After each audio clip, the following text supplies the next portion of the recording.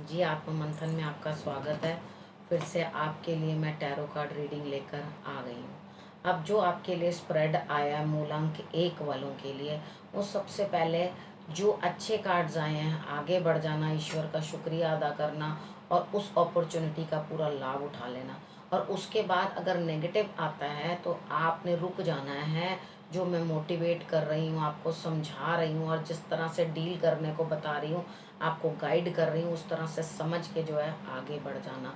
एक दिन ही तो है, वो निकल जाएगा। आपको एटलीस्ट पता तो चल जाएगा कौन से दिन मुझे कुछ करना चाहिए और कौन से दिन मुझे कुछ नहीं करना चाहिए। ठीक है, जब आप इन चीज़ों को समझ लोगे तो ही आगे बढ़ना। मित्र से, शत्रु से कैसा व्यवहार करना है, किस दिन उनके साथ बात करनी है और किस दिन नहीं करनी, ये भी आपको इससे पता चल जाएगा। ठीक है, तो हम क्या करते हैं, जल्दी से संडे वाली बात कर लेते हैं। संडे वाले दिन से प्रेडिक्शन स्टार्ट कर लेते हैं। संडे वाले दिन मुझे ऐसा लगता है आप अपने जीवन साथी के साथ अच्छा समय व्यतीत करते हुए दिखाई देते हो। अब आपको किसी सिचुएशन के अंदर जहाँ शायद पार्टनरशिप हो सकती है कुछ, वहाँ आपको ऐसा लगेगा कि मुझे तवज्जो कम दी जा रही है। तवज्जो मीन्स मुझे कम देखा जा रहा है, मतलब मुझे इग्नोर किया जा रहा है। ठीक है, तो आपको इस तरह से लगेगा कि मुझे कम तवज्जो दी जा रही है और दूसरे को जो है वो ज़्यादा पूछा जा रहा है और मुझे इग्नोर किया जा रहा है। हालांकि ऐसा कुछ नहीं है, आपके मन का वहम है। आपको समझना पड़ेगा।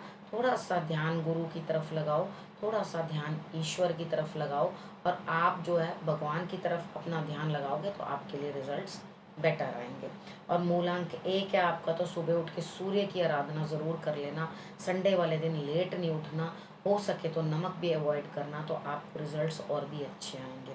उसके बाद बात कर लेते हैं मंडे की। मंडे वाले दिन मुझे ऐसा लगता है कि आपका कोई काम पड़ा हुआ है, ठीक है, लेकिन आप इतने लेज़ी हो रहे हो कि आपका कोई काम करने का मन नहीं है। आप बैठे हुए हो आराम से कि हाँ, जब सर पे मेरे ज़ोर से कुछ आकर गिरेगा तब मैं चेतना करूँगा, तब मैं उठूँगा, तब देख लूँगा कुछ करना है या नहीं करना, अभी फ़िलहाल तो कुछ नहीं।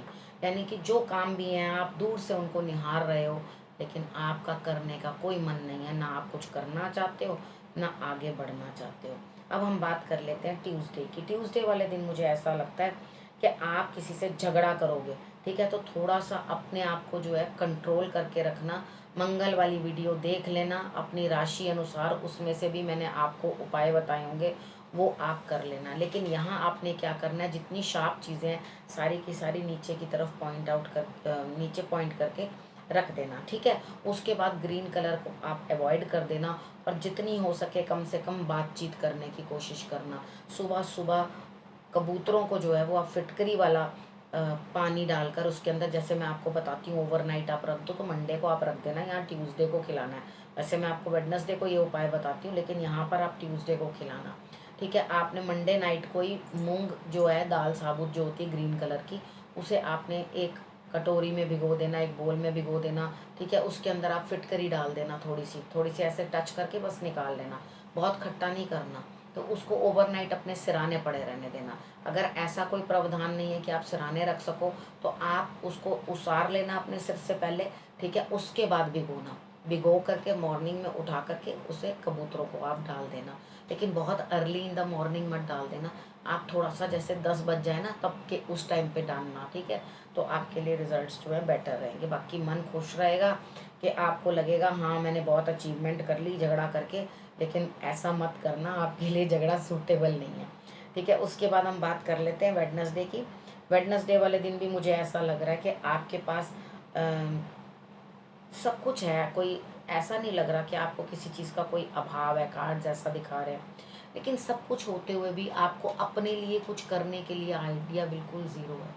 यानी कि आपको कुछ भी नहीं पता कि मुझे क्या करना चाहिए, किस तरह से चीज़ों को इम्प्लीमेंट करना चाहिए, क्योंकि आप पास्ट की बातों को लेके काफ़ी उलझे हुए हैं। यानी कि पिछली बातें, मैं ये काम करूँ, नहीं नहीं नहीं, पहले तो मेरे साथ ऐसा हुआ था, मैं वो काम करूँ, नहीं नहीं नहीं, पिछली बार तो ये हो गया था।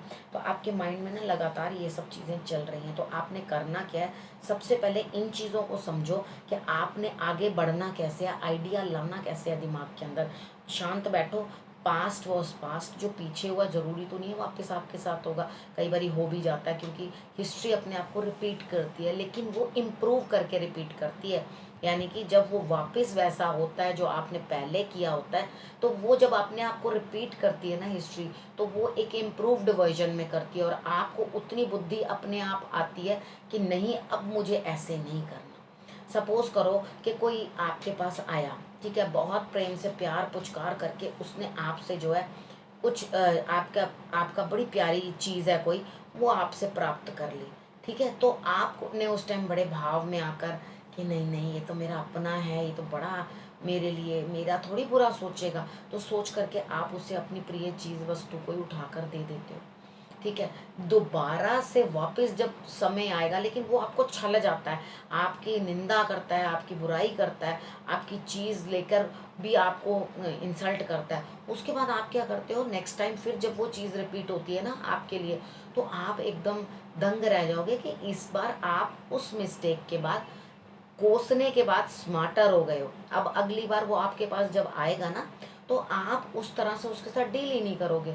आप पूरे अंदर से चौकन्ने होके बैठोगे कि हाँ, पता नहीं क्या लेने आया है, और मुंह पे एकदम यूं बना के रखोगे। जैसे ही वो आपके पास कुछ डिमांड करेगा कि हाँ मेरे लिए ये कर दो, तो आप तुरंत कह दोगे नहीं नहीं नहीं, मेरे पास तो वो चीज़ अवेलेबल ही नहीं है, ठीक है। तो वो आपका माइंड उस चीज़ के लिए प्रिपेयर्ड है, यानी कि अब वो चीज़ जो है आपको रेपिटेशन अगर मिली है तो इम्प्रूव्ड है। तो इस कारण से अगर कोई पास्ट से कोई चीज़ आ भी रही है, पास्ट वॉज अ पास्ट, आपको कोई नुकसान नहीं पहुंचा पाएगा, क्योंकि आप अपना एक इम्प्रूव्ड वर्जन बन चुके हो, ठीक है। तो आप सोचोगे समझोगे और उसके बाद इम्प्लीमेंट करोगे। हालांकि कोई आइडिया नहीं है आपको कि मैं क्या करूं, तो आप इस फिर भी अपने दिमाग को लगाओगे और सोचोगे, ठीक है। उसके बाद हम बात कर लेते हैं थर्सडे की।